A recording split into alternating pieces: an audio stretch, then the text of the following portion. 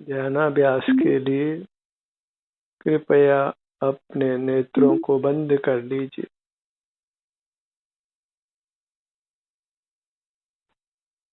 अपना ध्यान अपने आभ्यंतर अमूर्त शरीर पर लाइए।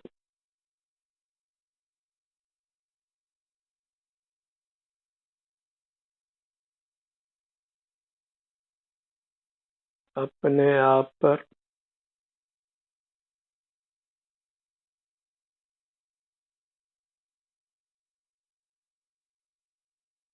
आपका दायित्व बस आपके शरीर को स्वस्थ रखने मात्र है। जो स्वस्थ है वह सुखी है। स्वस्थ रहकर हम सुखी रहें, इतना ही हमारा दायित्व है।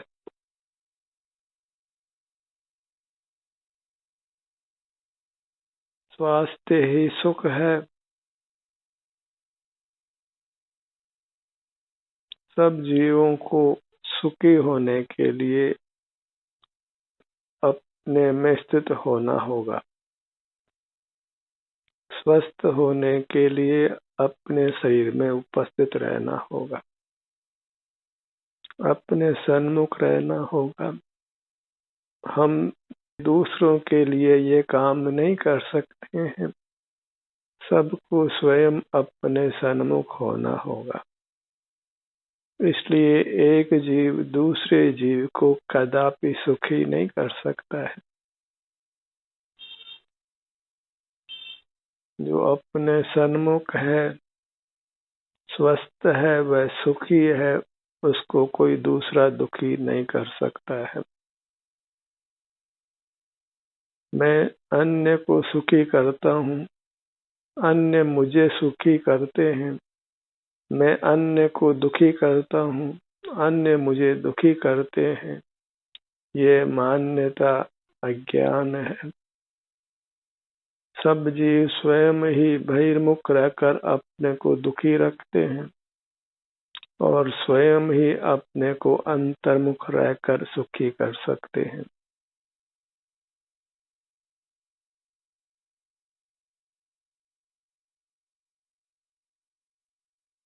आपके शरीर के जिन जिन भागों में आप कमजोरी महसूस करते हैं या वेदना महसूस करते हैं, उन भागों में विशेष रूप से उपस्थित रहिए। उन भागों को विशेष रूप से महसूस कीजिए। वहां पर विशेष रूप से ठहरिए। हमें सिर से पांव तक अपनी संपूर्ण काया को स्वस्थ रखना है। यह हमारी जिम्मेदारी है। इसके लिए हमको अपने शरीर के हर भाग में उपस्थित रहना है।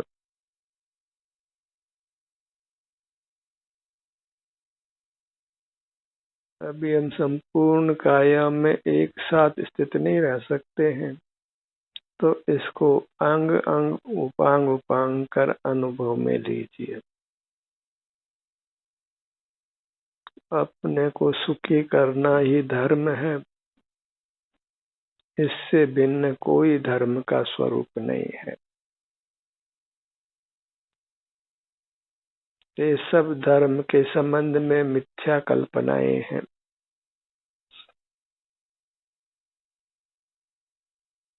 अपना मुख अपनी ओर रखना इतना मात्र धर्म है।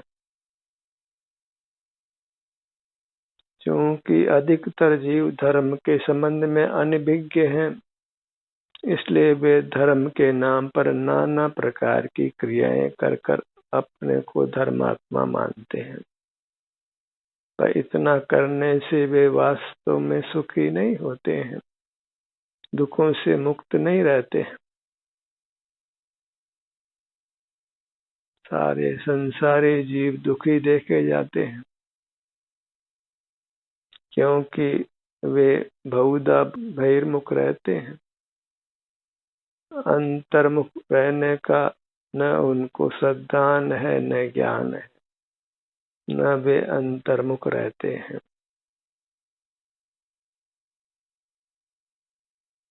नेत्र बंद रखकर अपना ध्यान अपने सिर से पांव तक यहीं विचरण कराइए और अपने विभिन्न भागों का ऐसा संवेदना अनुभव कीजिए। विभिन्न भागों में जो वर्तमान क्षण में जो सुख दुख की अवस्था है, शारीरिक दर्द या आराम है, उसको समभाव से अनुभव कर लीजिए। यह अनुभव ही सुखी होने का उपाय है, स्वस्थ होने का उपाय है। यही मोक्ष मार्ग है। इससे भिन्न कोई मोक्ष मार्ग नहीं है। कुछ विचार नहीं करना है, कुछ अन्य पुरुषार्थ भी नहीं करना है।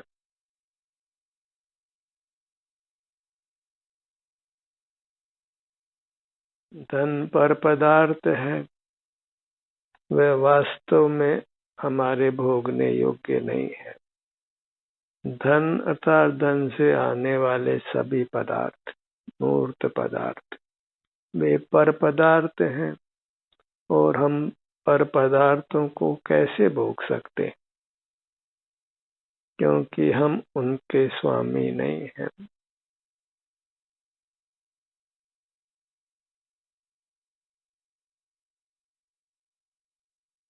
पांव से मस्तक तक जो हमारी अमूर्त काया है, हम उसी के स्वामी हैं। उसी को भोगने का ही हमको अधिकार है। पर पदार्थों को जो हमारे कभी नहीं हो सकते हैं, न हुए हैं, न होंगे,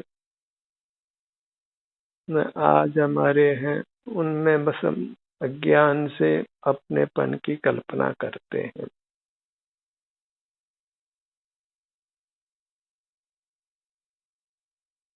पर पदार्थों को विषय करने का, जानने का, देखने का भी वास्तव में हमको अधिकार नहीं है।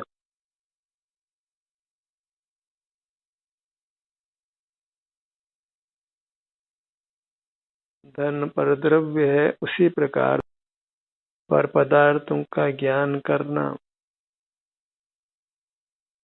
जिसको हम सरस्वती कहते हैं, वह सरस्वती भी वास्तव में परद्रव्य के समान है।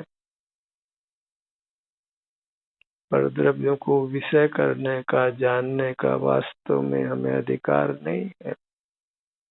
सारे संसारी जीव लक्ष्मी और सरस्वती के अर्जन में लगे हैं, पर पदार्थों के ही अर्जन में, रक्षण में, भोग में लगे हैं, जानने में लगे हैं, और उनको अपनी खबर नहीं है, अपने प्रति बेसुध रहते। अपनी अमूर्त काया है, उसको नहीं पहचानते हैं। अपनी आनंद निधि को नहीं पहचानने से ही वे उसके सन्मुख नहीं रहते हैं, उसको भोगते नहीं है। इस प्रकार वो आनंद के भोग से रहित रहते हैं। और जीव का स्वभाव आनंद भोजी है, वह उसकी शुद्ध अवस्था है, मुक्त अवस्था है। उस मोक्ष रूप अवस्था को पाने के लिए ही हमको अपने सन्मुख रहना है, अपना ही अनुभव से वन संवेदन करना है। अपनी अमूर्त काया ही स्वद्रव्य है, हम उसके स्वामी हैं, और उसी का अनुभव, वेदन, एहसास, भोग करने का हमको अधिकार है। और उसके सुख को भोगने के लिए हमें अपने शरीर को स्वस्थ रखने की आवश्यकता है, और शरीर को स्वस्थ रखने के लिए हमें शरीर से युक्त रहने की आवश्यकता है, शरीर के सन्मुख रहने की आवश्यकता है, शरीर में उपस्थित रहने की आवश्यकता है। क्यों अपने सन्मुख रहना, क्यों ध्यान करना, ये अच्छी तरह स्पष्ट हो तो फिर हमारा प्रयत्न स्वमेव होने लगता है।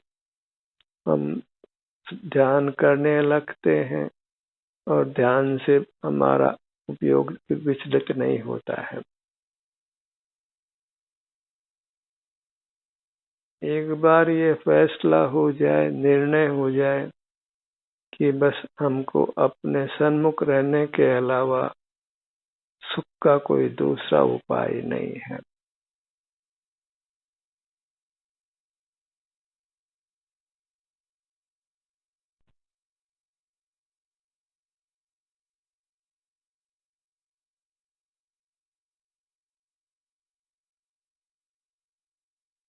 सुख का सीधा सुगम उपाय है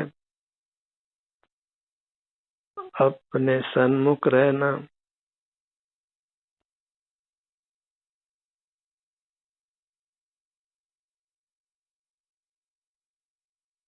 अपनी अमूर्त काया के सन्मुख रहना।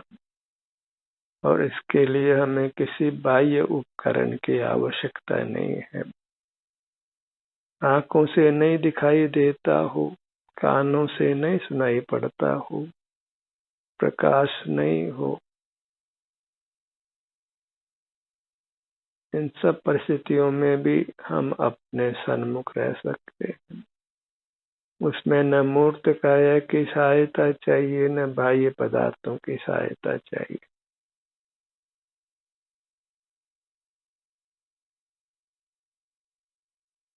पांव से मस्तक तक ये मैं हूँ, ऐसा एहसास सब जीवों को होता है। अपने विस्तार में ये मैं हूँ ऐसा एहसास सबको होता है, पशु पक्षियों को भी। बाल गोपाल सभी को। और जो मैं हूँ वही मेरा है, जो मेरा है वही मैं हूँ। और अपने को ग्रहण करना वही सुख को ग्रहण करना है, वही स्वस्थ रहना है, वही सुखी रहना है। अपने ध्यान को अपने नाभि भाग पर लाइए, मध्य भाग,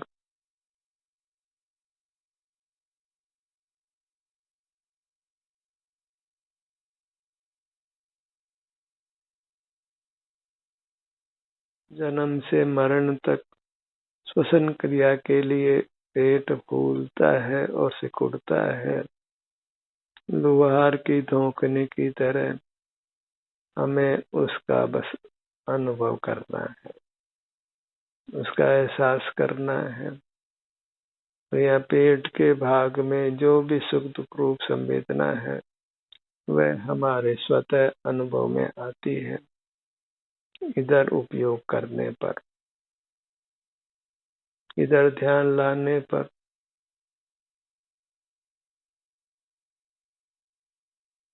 पेट जब आगे आता है तो उस आगे आने को हमें मन ही मन गिनना है 9 बार।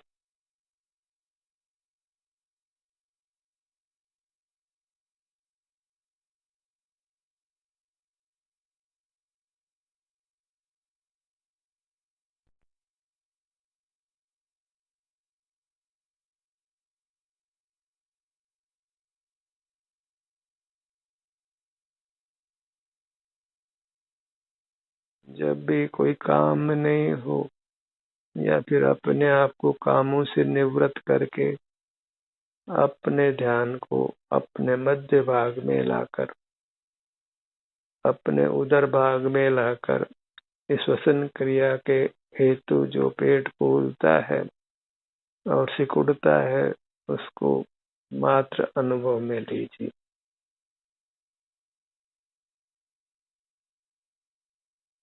और दिन रात इसको अनेकों बार दोहराइए, क्योंकि पुनरावृत्ति से ही ध्यान होता है। क्योंकि फिर उपयोग बाहर जाने का खतरा निरंतर बना रहता है, इसलिए फिर अपने ध्यान को अपने पर ही लाइए।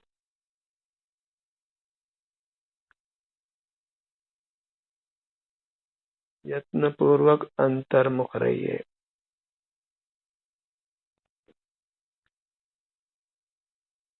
सिर से पांव तक देखिए किन भागों में आपको सुखद संवेदना मिल रही है और किन भागों में अप्रिय संवेदना मिल रही है। अपनी दृष्टि डालिए अपने पर और परद्रव्यों से दृष्टि को हटाइए। अपनी काया से नाता जोड़िए और जगत से नाता तोड़िए। न कोई हमारे संग आया था न कोई संग जाएगा। हम असंग स्वभावी हैं। अपने ही संग में रहने का हमारा स्वभाव है। जो जो जीव मुक्त हो गए हैं वह किसी संसारी जीव का संग नहीं करते हैं। वे अपने सुख का ही अनुभव निरंतर उनको होता है। स्वतः ही बहिर्मुखता का जो कारणीय मूर्त शरीर है उससे वे मुक्त हो गए हैं। इस मूर्त काया की सहाय से ही और अन्य यंत्रादि की सहाय से हम पर पदार्थों को जानते हैं। वह सब कुछ हमारा स्वभाव नहीं है और वह शील भी नहीं है। मैं पर को जानता हूँ और पर को जानना मेरा स्वभाव है। वे ऐसी मान्यता जिनको है वे महान भ्रम में है, महान मोह में है। वे अपने यथार्थ स्वरूप को नहीं जानते हैं।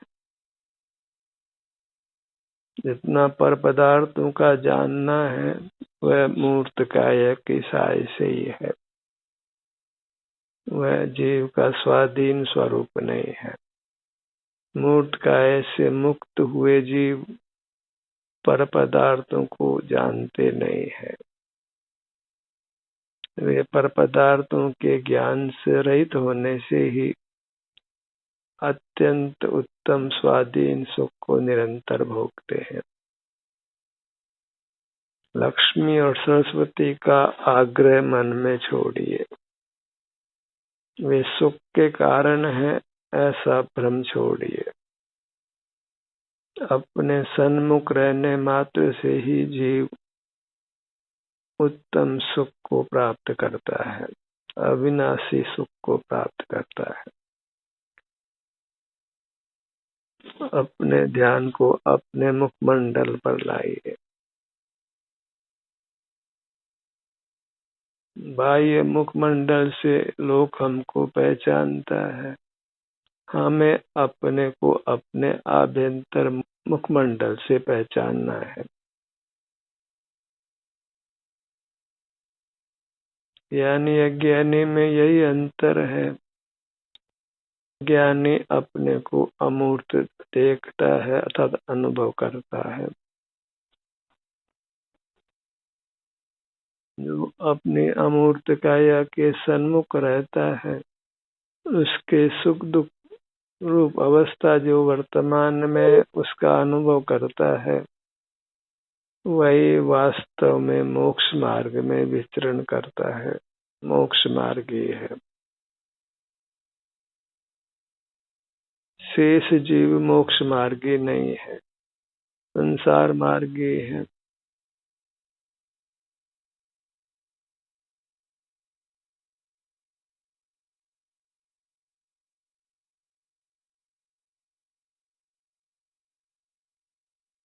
अपने ध्यान को अपने सिर के भाग पर लाइए।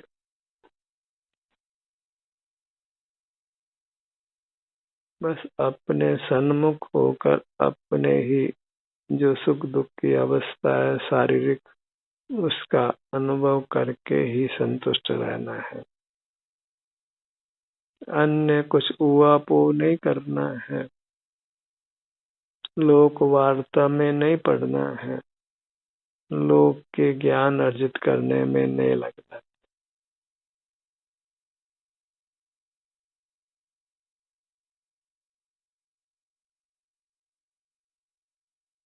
अपने सन्मुख है वह सुखी है, फिर उसको वास्तव में कुछ भोगों की आकांक्षा नहीं रहती है।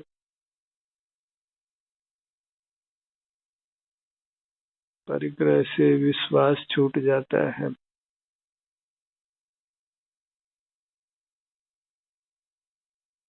एक ही श्रद्धांजलि जगाइए कि मुझको तो मेरी अमूर्त काया ही चाहिए, अन्य कुछ नहीं चाहिए।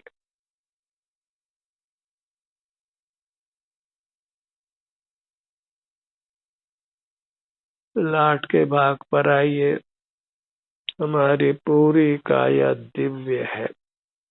सुख स्वभावी होने से इसको दिव्य संज्ञा है। यह देव स्वरूप परमात्मा स्वरूप होने से इसको दिव्य संज्ञा है।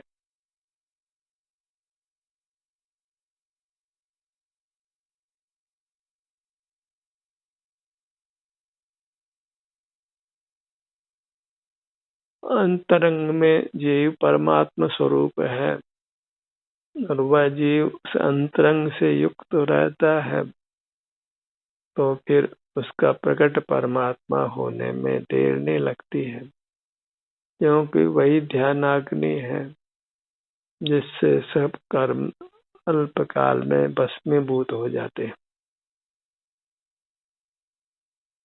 दोनों नेत्र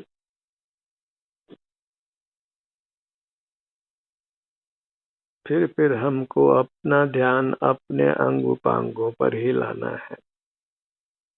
वही चारित्र है, वही कर्तव्य है अपने को स्वस्थ और सुखी रखने का, सब दुखों से मुक्त होकर परमात्मा बनने का, परमात्मा रहने रूप रहने का।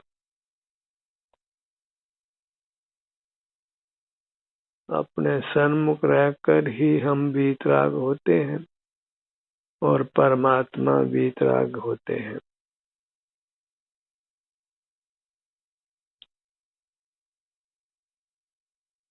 दोनों कान, दोनों नेत्र, भ्रूमध्य, नासिका, ये सब अपने अमूर्त अंग उपांगों के नाम हैं।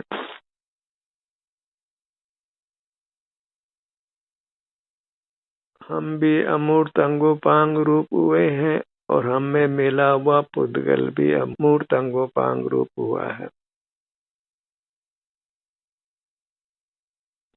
दोनों ही शरीर नाम को प्राप्त होते हैं। इंद्रिय गोचर शरीर हमारा नहीं है, अनुभव गोचर शरीर ही हमारा है।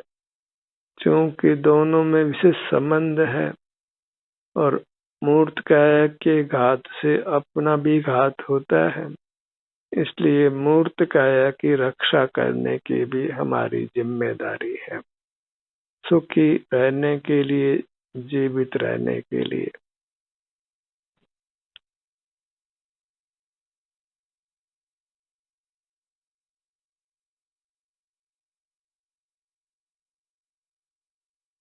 अपने ध्यान को अपने दोनों होठों के भाग पर लाइए। हर भाग में अपनी विशेष संवेदना मिलती है।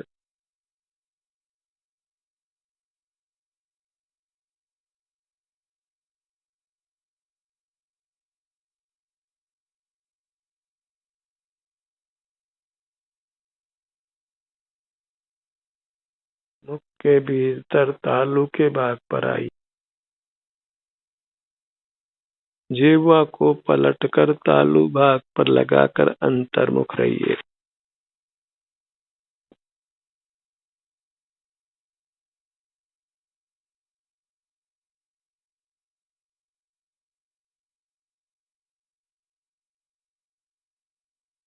कंठ का भाग, ठुड्डी का भाग, ठुड्डी से सिर तक पूरा मुखमंडल, बाएं कान से दाएं कान तक, नासिका से सिर के पीछे तक।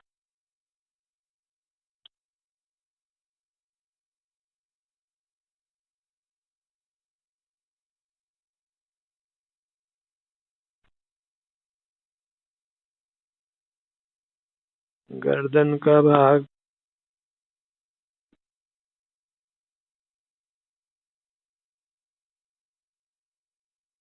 अपने धड़ भाग को अनुभव में लीजिए।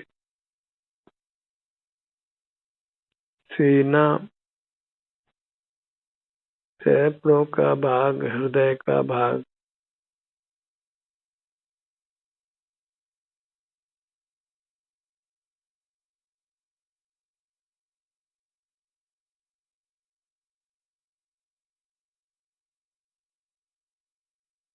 सीना, पेट, पीठ। अपने दाहिने भुजा पर आइए। दाहिनी हथेली, छोटी अंगुली, अनामिका, मध्यमा, तर्जनी और अंगूठा।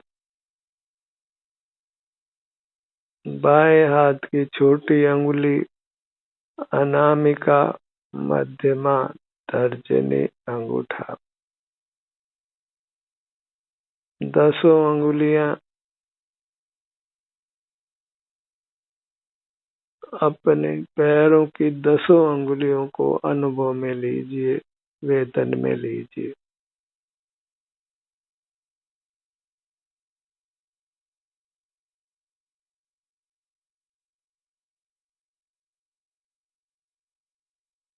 पूरा दाहिना पैर,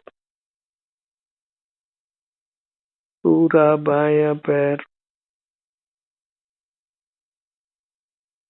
पूरी अपनी अमूर्त काया आप स्वयं स्वयं को अनुभव में लीजिए। अत्यंत स्वाधीनता से एकाकी जीवन, असंग जीवन, वही सुखमय जीवन, वही समाधि की अवस्था है, मुक्त अवस्था है। अपने आनंद को भोगते हुए रहना।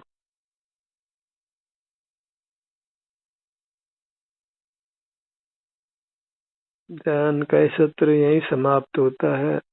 आपकी सहभागिता के लिए धन्यवाद।